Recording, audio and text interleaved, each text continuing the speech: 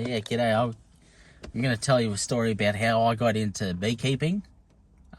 Dealing with those insects, honeybees that produce honey.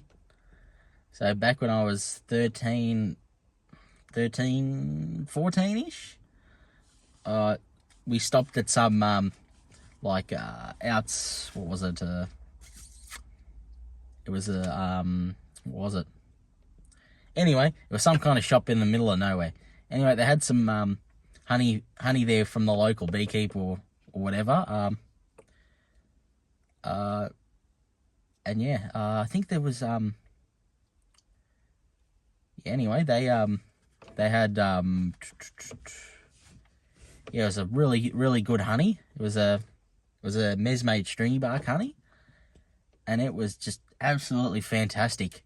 And then I was like, I'm so hooked on this honey stuff. And then I ended up buying a beehive and slapping it in on our bush block in Bairnsdale Way. I went and bought a beehive off of our neighbour, and then I put a beehive, and then we transported them overnight to out to our bush block. And then during that time they didn't really produce a lot of honey. I had no idea what I was doing. I didn't realise that Australian fauna or Australian native eucalyptus trees, they don't yield honey every year. Like, you have like a big honey flow type of year every once in 4 years. So just say it's a 4-year cycle. So just say you have 2 years where you have no honey, and then on the third year the trees bud up, so they produce buds, and then the 4th year, that's when you have your major flowering event, and that's when you produce a lot of honey. And I was not very smart, and I bought an additional 10 hives, and I slapped them into, and then I put them into all in one spot, and thinking that I'd produce more honey if I had more hives. That's not true. That does not happen unless you're in a spot that produces honey all year round, like on your suburbia type of towns. Like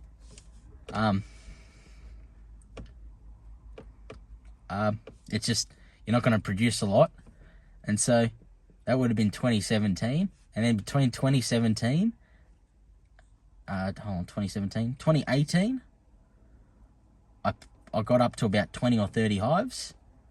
And then after that, and then while I was doing that, I was also doing a plumbing apprenticeship. And then after that, I was building up my hive count to about 40 or 50, and then I built the hive count up to about 40 hives. And then I just had enough, like, so just say Monday to Friday you'd be working, and then come Saturday, Sunday, you'd be working bees, and then you'd have to find more spots for them, so other places to put them. And the distances travelled were pretty far with them, and I just got and then I pretty much had a young life crisis, and I was like, I can't keep on doing this. I'm pretty much going to get nowhere in 30 years doing what I was doing.